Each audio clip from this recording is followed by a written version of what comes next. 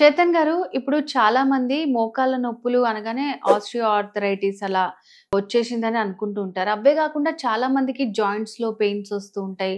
So, ఇక్కడ గిట్టల్లో pains వస్తూ ఉంటాయి. నెక్ దగ్గర పెయిన్స్ వస్తుంటది. సో, ఆస్టియో ఆర్థరైటిస్ కాకుండా ఇంకా ఎలాంటి రకాల నొప్పులనేవి ఉంటాయంటారు? దానికి మనకి హోమియోలో ఎలాంటి మెడిసిన్స్ చికిత్సా విధానం ఉంటది? ఒకవేళ దెబ్బ తగిలిందంటే కూడా మోకాళ్ళ మీద నొప్పి అయితది. ఓకే. అంటే ఇప్పుడు నవ్వొచ్చింది కదా నేను ఇట్లా అవును. చెప్తే. అవును. కానీ టెక్స్ట్ బుక్‌లో కూడా ఉంటది హ్మ్. రాశి. మోకాళ్ళ నొప్పి ఎందుకు అయితది? దెబ్బ తగిలడం వల్ల అయితది. హ్మ్. Pain in knee joint cause injury అట్లా ఉంటది. అదే కాకుండా ఏందంటే మనకు ఎన్నో రీజన్స్ ఉంటాయి. స్పెషల్లీ ఆర్థరైటిస్ అయితే మోస్ట్ కామన్ మనకు తెలుసు. హ్మ్. అవును. మీకు ఇంకోటి చెప్తే కూడా మీకు ఆశ్చర్యం అయితది. ఏందనేసి ఆర్థరైటిస్‌లో కూడా ఒక 100 రకాల ఆర్థరైటిస్ ఉంటాయి. ఓకే. ఇప్పుడు పిజ్జాలో ఎట్లా 100 రకాల పిజ్జాలు ఉంటాయి. అవును. స్వీట్ పిజ్జా కూడా ఉంటది. పైనాపిల్ పిజ్జా ఉంటది. హ్మ్. మళ్ళా mutton pizza, chicken pizza, paneer pizza ఏమేమో ఉంటాయి. ఇప్పుడు కొందరు 100 రకాల దోషాలు అమ్ముతారు. హ్మ్. అట్లా 100 రకాల ఆర్థరైటిస్ కూడా ఉన్నాయి. హ్మ్. అయితే ఏంది అంటే ఇప్పుడు ఆస్టియో ఆర్థరైటిస్ ఏదైతే ఉంటది కదా, అది ఎప్పుడైతది మన మోకాల్లో ఏదైతే గుజ్జు ఉంటది హ్మ్. అది తగ్గిపోవడం వల్ల అయితది. ఇప్పుడు హ్మ్. ఇది ఎప్పుడు తగ్గిపోతది? బరువు ఎక్కువ ఉండడం వల్ల. ఎట్లా వాడాలి అట్లా వాడకుండా. హ్మ్. అంటే వేర్ అండ్ టేర్ అంటారు దాన్ని. హ్మ్. దానివల్ల కూడా అయితది. మళ్ళీ దాని తర్వాత కరెక్ట్ పోస్చర్ మనం మెయింటైన్ చేసుకోకపోతే. హ్మ్. ఇప్పుడు కొందరు అమ్మాయిలకి ఎట్లా హై హీల్స్ వేసుకొని ఉండాలి. హ్మ్. 10 ఏళ్ళు అట్లనే వేసుకున్నారు అనుకోండి. హ్మ్. దాని తర్వాత వాళ్ళకు ఆస్టియోఆర్థరైటిస్ వచ్చే ఛాన్స్ ఉంటది. ఓకే. అది ఒకటి. మళ్ళా బరువు ఎక్కువ ఉండడం వల్ల ఫ్లాట్ ఫీట్ అయిపోతాయి కొందరికి. హ్మ్. ఇప్పుడు పచ్చి నేల మీద హ్మ్. కాళ్ళు పెట్టి ఎక్కడైతే పచ్చిగా లేదో అక్కడ పెడితే ఇంప్రింట్ పడుతుంది కదా మన కాళ్ళది. యాహ్! అవునవును. అది ఇట్లా ఉంటది. కొందరికి మొత్తం వస్తది కాళ్ళు. హ్మ్. ఎందుకు? ఫ్లాట్ ఫీట్ ఉంటది వాళ్ళకు. హ్మ్. వాళ్ళకి కూడా ఆర్థరైటిస్ వచ్చే ఛాన్సులు ఉంటాయి ఎక్కువ. ఓకే. ఓకే. మళ్ళా నిద్ర లేకపోవడం వల్ల కూడా అయితది. హ్మ్. ఇది ఎప్పుడు ఆస్టియో ఆర్థరైటిస్. హ్మ్. అంటే ఇది అవ్వడానికి కూడా కొందరికి 25 ఏళ్ళలో అవ్వడం స్టార్ట్ అవుతది. హ్మ్. కానీ దాని లక్షణాలు వాళ్ళకు 45 ఏళ్లకు బయట పడతాయి. Okay. Lack of physical activity, lack of sleep, no proper exercise, weight gain, hmm. Diabetes ఇవన్నీ వచ్చిన తర్వాత వస్తది కదా మోకాలు హ్మ్. నొప్పి అవును. ఆస్టియోఆర్థరైటిస్. అయితే ఈ రోగం డెవలప్ అవ్వడానికి ఒక్కొక్కసారి 1 ఇయర్ నుంచి ఒక్కొక్కసారి 30 ఏళ్ళు కూడా పడతది. హ్మ్. మన లైఫ్ స్టైల్ ప్రాబ్లం ఇది. అవునా కాదా? హ్మ్. కానీ ఒక్కొక్కసారి ఎట్లా ఉంటది అంటే సోరియాసిస్ విన్నారా మీరు? యాహ్! సోరియాసిస్ అంటే మొత్తం ఇట్లా ఇట్లా ఇట్లా హ్మ్. వాళ్ళకి స్కాల్ప్ కూడా తలలో సోరియాసిస్ నుంచి అయితది. మొత్తం. మొత్తం వాళ్ళు గోకడం అవి సిమ్టమ్. హ్మ్. కానీ ఏందంటే ఇది ఒక ఆటో ఇమ్యూన్ ప్రాబ్లం. హ్మ్. అంటే సెల్ డెవలప్‌మెంట్ ఎంత ఫాస్ట్ ఉంటది అంత ఫాస్ట్ చంపుడు కూడా ఉంటది దానికి. హుహు. మన శరీరమే మన హ్మ్. చర్మంని చంపడం స్టార్ట్ చేస్తది ఇక్కడ. హుహు. దానివల్ల సోరియాసిస్ అయితది. ఒక్కొక్కసారి ఏమైతదంటే పేషెంట్‌కి సోరియాసిస్ ఉంటది. ఎక్కడుంటది? చర్మం మీద ఉంటది. హ్మ్. వానికి సోరియాసిస్ వాడి జాయింట్ మీద వస్తే ఏమైపోతది? సోరియాసిస్ ఆర్థరైటిస్ అయిపోతదది. ఓకే. వాళ్ళకు ఎంత రెడ్‌నెస్ వచ్చేస్తది. వాళ్ళకు తిరగనీకి రాదు. హ్మ్. ఆ! మళ్ళా వచ్చి చెప్తారు, "సార్ మీ క్లినిక్ బయట 2 మెట్లున్నాయి. హ్మ్. అది కూడా ఎక్కనీకి వస్తలేదు." బక్కగుంటాడు మళ్ళీ పేషెంట్. హ్మ్. ఇప్పుడు ఆర్థరైటిస్ అంటే ఫుల్ లావు ఉన్నాడు అది అని అవునవును. మైండ్‌లో వస్తది కదా! ఇంత ప్రాబ్లమ్ అయితుంది మీకు నడవనీకి. హ్మ్. బక్కగుంటాడు. ఈ ఏండ్లలో కూడా నొప్పి. జాయింట్స్‌లో, ఫింగర్స్‌లో పొద్దున్నే లేవగానే టైట్‌గున్నాయని చెప్తుంటారు కొంతమంది. పేషెంట్ ఏజ్ ఎంతుండే తెలుసా మీకు? హ్మ్. 56. ఓకే. ఎన్నేండ్ల నుంచి ఉంది తెలుసా మీకు ఆర్థరైటిస్? 40 ఏండ్ల నుంచి. ఓకే. ఎందుకు వచ్చింది వింటే మీకు అబ్బా! ఇట్లా కూడా వస్తదా? ఇంటర్మీడియేట్‌లో ఆయనకు లవ్ ఫెయిల్యూర్ అయిపోయిందంట. హ్మ్. ఒక అమ్మాయిని ప్రేమించిండు.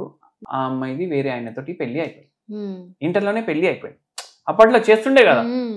అది తట్టుకోలేక హ్మ్. అప్పుడే స్టార్ట్ అయింది. డిప్రెషన్‌లోకెళ్ళిపోయి డిప్రెషన్‌లో కూడా అని చెప్పలేము. ఎందుకంటే ఓకే. ఆయనకు అంత అది తట్టుకోలేక హ్మ్. ఆయనకు వచ్చింది అంట. ఇప్పుడు వరకు ఉంది. అమ్మాయి పోయింది. ఈయన పెళ్లి అయిపోయింది. పిల్లలున్నారు. వాళ్ళకు కూడా పెళ్లికి వచ్చిండ్రు ఇప్పుడు. ఓకే. కానీ రోగం వదిలేసి పోయింది. అయితే అట్లా స్ట్రెస్ ఉంటది. ఓకే. ఆటో ఇమ్యూన్ రోగాలు ఏదైతే ఉంటాయి కదా! ఇట్లా హ్మ్. ఆస్టియోఆర్థరైటిస్‌లో మనం ఎట్లా చెప్పినాం? హ్మ్. ఏండ్లు పడుతుంది డెవలప్ గాని. హ్మ్. అది ఒక క్షణం చాలు డెవలప్ అవ్వడానికి. హ్మ్. ఏదైనా ఇట్లా స్ట్రెస్ ఫ్యాక్టర్ ఉంటే. ఆ పేషెంట్‌కి ఆల్రెడీ అన్నారు. నీకు జీవితంలో తగ్గదు. హ్మ్. ఆ పేషెంట్ మన దగ్గర 1 ఇయర్ మెడిసిన్ వాడిండ్రు. హ్మ్. ఆర్థరైటిస్ కూడా పోయింది. సోరియాసిస్ కూడా పోయింది. అయితే అట్లా స్ట్రెస్ వల్ల కూడా ఇట్లా వేరే వేరే ఆర్థరైటిస్లో వస్తాయి. రుమటాయిడ్ ఆర్థరైటిస్ అనేసి ఇంకోటి ఉంటుంది, పాలీ ఆర్థరైటిస్ అనేసి ఇంకోటి ఉంటుంది, మళ్ళీ గౌట్ ఆర్థరైటిస్ అనేసి ఇంకోటి ఉంటుంది. గౌట్ ఆర్థరైటిస్ అంటే ఏంది, ఇప్పుడు యూరిక్ యాసిడ్ పెరగడం బాడీలో, అది క్రిస్టల్లు జమ అవ్వడం, బొక్క పైన క్రిస్టల్లు జమ అవ్వడం, దానివల్ల కూడా ఒక టైప్ ఆఫ్ ఆర్థరైటిస్ వస్తుంది. సో అంటే మీరు చెప్పిన ప్రాబ్లమ్స్ అన్ని కూడా ఫ్యామిలీలో ఎవరో ఒకరికి ఉంటాయండి ఆర్థరైటిస్. ఇప్పుడు మీరు చెప్పింది వింటే నాకు అనిపిస్తుంది ఇన్ని రకాలు ఉంటుందా ఆర్థరైటిస్, ఇట్లా కూడా వస్తుందా అని అనిపించింది. మా అత్తమ్మ వాళ్ళ సిస్టర్కే ఆమె కూడా అంతే, ఇట్లా ఈ జాయింట్స్ తోటి పొద్దున్న లేవగానే ఇట్లా గట్టిగా అయిపోయినాయి అని చెప్పి చాలా బాధపడుతుంటే ఫింగర్స్ అని ఇట్లా క్రాస్ అయిపోయినాయి. ఆమె మెడిసిన్ తీసుకుంటూనే ఉంది, మరి ఆమెకు కూడా నిజంగా ఎప్పటి నుంచి ఉందో తెలియదు, అయితే క్యూర్ అయితే అస్సలు అవ్వలేదు. సో అంటే మినిమంగా వాళ్ళ ఇంట్లో అన్న పనులు చేసుకోవడానికి సో అసలు ఏమైనా రెమెడీస్ ఉంటే చెప్తారా? మంచి రెమెడీ ఇప్పుడు చెప్పాలంటే మనకు ఏమి ఇస్తారు, నొప్పి గోళీలు ఇస్తారు. నొప్పి గోళీ వల్ల ఏమైతుంది, నొప్పి గోళీని నార్మల్గా నొప్పి గోళీ అంటాం, దానికి మెడికల్ భాషలో NSAID అంటారు, అంటే non steroidal anti inflammatory drug. Pain killers అంటారు, పెయిన్ కిల్లర్ అంటారు. పెయిన్ కిల్లర్ ఎందుకంటే ఇది నాన్ స్టిరాయిడల్ ఎందుకు అంటారు, non steroidal anti inflammatory drug అంటారు. అంటే ఏంటంటే ఇది స్టెరాయిడ్ కాదు, ఇది వేసుకుంటే ఏదైతే బాడీ ఉబ్బింది, ఆర్థరైటిస్ ITIS అని ఉంది కదా, సైనసైటిస్ అంటే సైనస్లు లోపట ఉబ్బిపోయినాయి, టాన్సిలైటిస్ అంటే టాన్సిల్లు ఉబ్బిపోయినాయి, అంటే ఇన్ఫ్లమేషన్ ని ఐటిస్ అంటారు. అట్లా అంటారు. ఇప్పుడు ఆర్థరైటిస్ అంటే బొక్కలు ఏదైతే జాయింట్లు ఉన్నాయో అవి ఉబ్బిపోయినాయి, యాంటీ ఇన్ఫ్లమేటరీ వేసుకుంటే ఆ ఉబ్బడం తగ్గుతుంది. ఇది న్యాచురల్ గా కూడా చేయొచ్చు మనం. ఏంటంటే పసుపు ఉంటది కదా, ఇంత పసుపు కొమ్మ తీసుకోవాలి, పారిజాతవి చెట్టువి లీవ్స్ ఉంటాయి, అవి తీసుకోవాలి, ఇంత బంచ్. ఒక కొత్తిమీర కట్ట ఎంత ఉంటుంది అంతా తీసుకోండి. ఇవి రెండు మీరు ఏం చేయండి అంటే పసుపు కొమ్మ దంచుకోండి. ఇప్పుడు పసుపు కొమ్మ మీకు దొరకలేదు అనుకోండి, ఓన్లీ పారిజాతం కూడా మీరు వాటర్ లో బాయిల్ చేసి తాగొచ్చు, ఒక షామ్ లాగా తయారు చేసుకోండి. కానీ మీరు పసుపు కొమ్మ కూడా దాంట్లో వేస్తే అది ఇంకా మ్యాగ్నిఫై అయిపోతుంది. అయితే పసుపు కొమ్మలో కర్క్యూమిన్ ఉంటుంది, ఇది యాంటీ ఇన్ఫ్లమేటరీ, అంటే NSAID చేస్తుంది కదా పని, యాంటీ ఇన్ఫ్లమేటరీ, యాంటీబయోటిక్ కూడా ఉంటుంది. మళ్ళా దాని తర్వాత దీంట్లో ఎనాల్జెసిక్ కూడా ఉంటుంది, అంటే నొప్పి తగ్గడానికి ఏదైతే మందు వేసుకుంటారు కదా అది కూడా ఉంటుంది. అన్ని ప్రాపర్టీలు ఉంటాయి దీంట్లో. పారిజాత ఆకులు అవి ఏం చేస్తాయి, చాలా మెడిసినల్ ఉంటుంది. ఇది ఆయుర్వేదంలో కూడా రాసి ఉంది. సాగర మంథనం జరిగింది కదా, అప్పుడు వచ్చింది చెట్టు బయటికి, అంటే ఇది స్వర్గలోకంలో కూడా ఉంటది అంటారు. ఇప్పుడు ఇంద్రుడు చంద్రుడు వాళ్ళందరూ ఉంటారు కదా, అక్కడ కూడా ఉంటది. దీని స్పెషాలిటీ ఇంకోటి మీకు చెప్తాను, ఇది 100 ఏండ్ల కన్నా ఎక్కువ కూడా ఉంటది ఈ చెట్టు, 200 ఏండ్లు 300 ఏండ్లు కూడా ఉంటది. అంటే అంత బతుకుతుంది అంటే దాంట్లో ఎంత ఇది ఉంటది.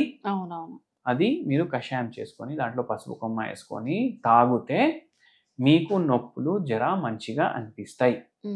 మళ్ళా ఏం చేయండి, ఇట్లా కూడా మీకు ఉంది కొంచెం రిలీఫ్ ఉంది, రూపాయికి చరానా రిలీఫ్ ఉంది అనుకోండి, బరానా రిలీఫ్ కావాలి మనకు, ఏం చేయండి అంటే కాల్చికమ్ ఆటోమ్నేల్ అనేసి హోమియోపతి మెడిసిన్ ఉంటుంది, 10 గోళీలు పొద్దుగల వేసుకోండి, 10 గోళీలు పొద్దుమికి వేసుకోండి రోజు. ఇది కషాయం కూడా చేయండి, ఇది కూడా చేయండి, జరా రిలీఫ్ కొద్దిగా ఎక్కువ వస్తుంది.